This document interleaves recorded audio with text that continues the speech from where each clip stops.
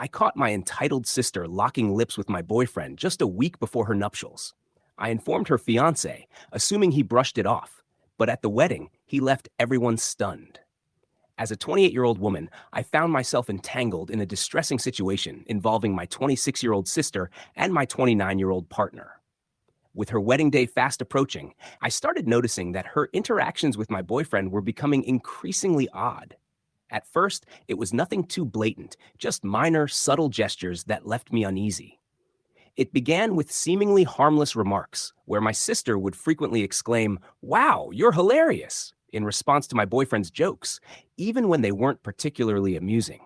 She laughed a bit too eagerly at everything he said. Initially, I tried to brush it off, thinking she was just being overly warm due to the excitement of her upcoming ceremony. However, as time went on, I started picking up on more troubling behavior.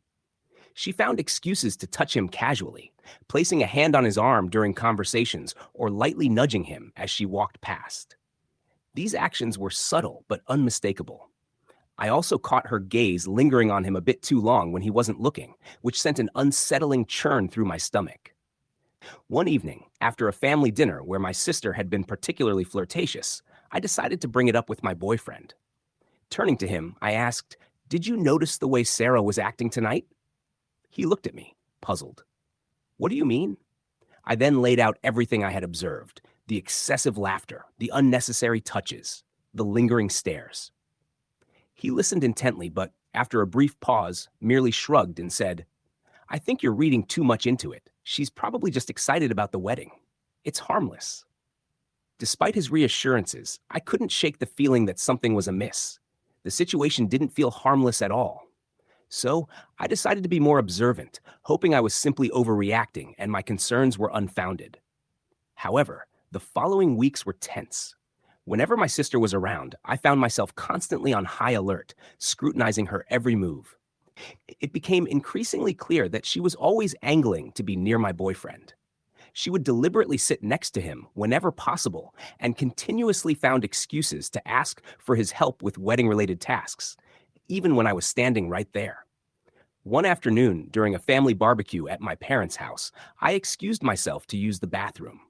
When I returned, my heart sank. My sister and my boyfriend were deep in conversation in a secluded corner of the yard, standing uncomfortably close. She was giggling at something he had said, a sound that sent a wave of nausea through me. The moment they noticed me, they quickly put some distance between them, and my sister walked away as if nothing had happened. My stomach twisted with anger and dread, but I chose not to address it then and there, not wanting to create a scene at a family gathering. Instead, I waited until we got home. That night, when we were alone, I broached the topic as calmly as I could. "What were you and Sarah talking about earlier?" I asked. He seemed caught off guard by the question, but quickly responded, "Just wedding details, things like the music selection." His response didn't sit right with me. Why did such a simple discussion require them to stand so close? Sighing in frustration, he tried to downplay my concerns. He reassured me yet again that nothing was going on, insisting that my sister was merely being friendly. But by then, I had reached my breaking point. I voiced my frustration, pointing out how blatantly my sister was throwing herself at him, and yet he was doing nothing to discourage it. His face fell, clearly hurt by my accusations. "What do you expect me to do?" he asked. "She's your sister. I'm just being polite. Telling her to back off feels extreme." "At the very least, you could set boundaries," I countered. "Make it clear that you're not interested in anything beyond a normal friendship." He insisted that he had no interest in her at all, that there was nothing to clarify because, in his mind, I was imagining problems that didn't exist. The conversation spiraled into a frustrating loop, with neither of us willing to budge. After going in circles for what felt like hours, it became evident that we weren't going to see eye to eye. That night, we went to bed angry, the issue left unresolved. The next day, I knew what I had to do. I had to confront my sister directly. Ignoring the problem was only making things worse. So I called her and asked if we could meet for coffee. She agreed instantly, her tone light and cheerful, as if completely oblivious to my growing unease. We met at a quaint cafe near her apartment.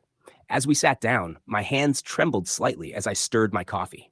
My sister, on the other hand, was beaming, enthusiastically chatting about her wedding plans. She seemed utterly unaware of my discomfort, which only made what I had to do even harder. After a few minutes of polite conversation, I took a deep breath and finally said, I couldn't contain it any longer. I cut her off mid-sentence, my voice exposing the gravity of what I was about to say. I told her we needed to have a serious conversation. My sister, caught off guard by the sudden shift in tone, stared at me in surprise and asked what was wrong. Taking a deep breath to steady myself, I began to explain. I told her I had noticed how she acted around Tom, my boyfriend, and that it was making me uneasy. I brought up the playful flirting, the subtle touches, and the lingering gazes, things that had been bothering me for a while. I made it clear that her behavior needed to stop. As I spoke, I watched her expression shift, first surprise, then confusion, and finally anger. She demanded to know what I was talking about, fiercely denying that she had been flirting with Tom at all. I refused to back down, insisting that she had been doing exactly that, whether she realized it or not. I explained that her actions were not just inappropriate, but were also causing me significant distress. She let out a laugh, though it was anything but genuine. She dismissed my concerns, saying that Tom was practically family and she was just being friendly. But her words did nothing to ease the tension between us, and I could tell the conversation had struck a nerve. As I sat there, it became clear this wouldn't be an easy issue to resolve. The divide between us was only going to deepen. I couldn't hold back any longer and voiced my frustrations, pointing out that her actions went beyond simple friendliness. I explained that she constantly found excuses to be near Tom, to touch him, to laugh at all his jokes, even the ones that weren't remotely funny. To me, it was obvious what she was doing, and it made me increasingly uncomfortable. As I spoke, I saw her face flush with anger and disbelief. She was clearly stunned by my accusations, especially so close to her wedding. She snapped back with a sharp retort, questioning my confidence and suggesting that I must be deeply insecure to accuse her of such behavior. Her words stung, but I knew I had to stand firm. I told her this wasn't about insecurity, it was about respect. She was crossing a boundary that shouldn't be crossed, and it needed to stop immediately. Suddenly, she stood up, her chair scraping against the floor, a clear signal that the conversation was over. She declared that she wasn't going to sit there and listen to what she called paranoid and absurd accusations. She made it clear that if I couldn't trust my own sister, that was my problem, not hers. With that, she stormed out of the cafe, leaving me alone, drowning in a mix of emotions. I felt awful. Doubt crept in. Had I overreacted? Was I really just being paranoid? When I got home, my boyfriend immediately noticed something was wrong. He asked me what had happened, and I recounted the conversation with my sister. As I spoke, I could see the concern deepening on his face. When I finished, he let out a heavy sigh and told me he thought I had made a mistake. He worried that Sarah would be deeply hurt, especially with her wedding so close. Feeling defensive, I asked if he was taking her side. He quickly reassured me that he wasn't, but he admitted that he doubted Sarah had been flirting with him.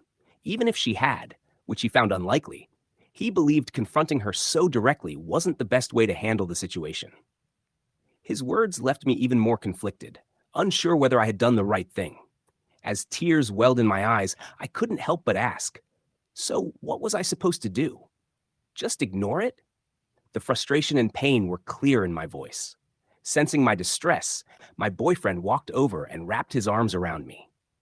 He gently suggested that maybe I could have handled things differently, that perhaps I should have talked to him about it first or approached Sarah in a less confrontational way.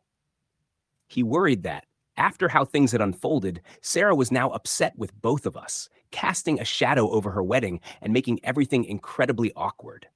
Feeling overwhelmed, I pulled away from his embrace and questioned him.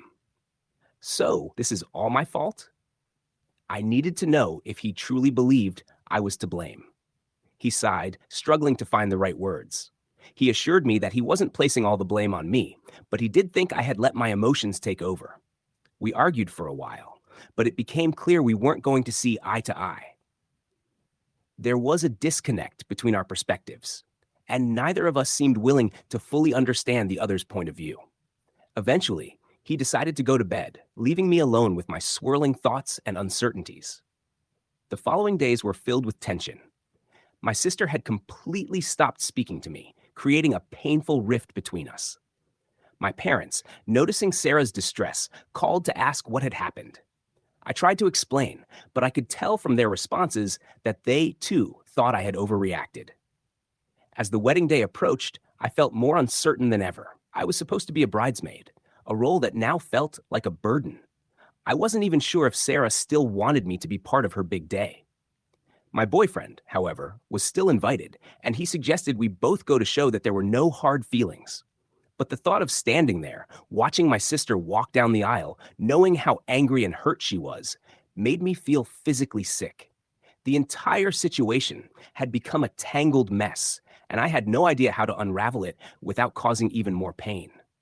I attempted to call Sarah, but she didn't pick up. She never responded, even when I left voicemails expressing my regret and insisting we needed to talk. I even went to her apartment, but she shut the door in my face. As the wedding day approached, my anxiety intensified. Though I wasn't fully convinced, my partner kept urging me to move on, assuring me that everything would resolve itself. One night, I had a dream where I arrived at the wedding and everyone turned to stare, whispering and pointing at me. I jolted awake, trembling and cold. Update. After confronting Sarah, everything spiraled. She told our mother about my accusations, which sent her into a fury. She called me, yelling, unable to comprehend how I could be so selfish and inconsiderate right before Sarah's wedding. "How could you accuse your own sister of something like this?" she screamed. She refused to listen as I desperately tried to explain my side. Instead, she insisted I fix this immediately and apologized to Sarah. The tension within our family was unbearable. Sarah continued to ignore me, and now my parents were upset with me too. Tom, my partner, kept insisting I was overreacting, which only deepened my frustration and sadness. Determined to mend things, I visited my parents' house a week before the wedding. As I approached the front door, I overheard hushed voices from the side of the house. Curious, I walked around to the garden and then froze in disbelief. There, hidden partially behind a large plant, were Sarah and Tom, locked in an intimate embrace. They were kissing intensely, Sarah's legs wrapped around his waist, his hands sliding beneath her top. They were so consumed by each other that they didn't even notice me standing there. It felt like the wind had been knocked out of me. I couldn't breathe, couldn't move. My mind struggled to process what I was witnessing. A surge of anger and betrayal crashed over me like a tidal wave. Before I knew it, I was shouting, my voice thick with raw emotion. "What the hell is this?" Their reactions were immediate. My sister and my boyfriend recoiled, their guilt-ridden expressions exposing everything. Sarah's face turned ghostly pale, while Tom stumbled over his words, stammering, "It's not what it looks like." But it was exactly what it looked like, confirming every suspicion, every gut feeling I had ignored. Tears streamed down my face as I choked out, "How could you? My own sister and my boyfriend." The agony in my voice was undeniable. Sarah began crying too, her voice shaking with remorse as she sobbed. "I'm so sorry. We didn't mean for this to happen." But I refused to hear their excuses. The betrayal was too deep, too raw. Without another word, I turned and ran to my car. Their desperate calls followed me, but I refused to listen.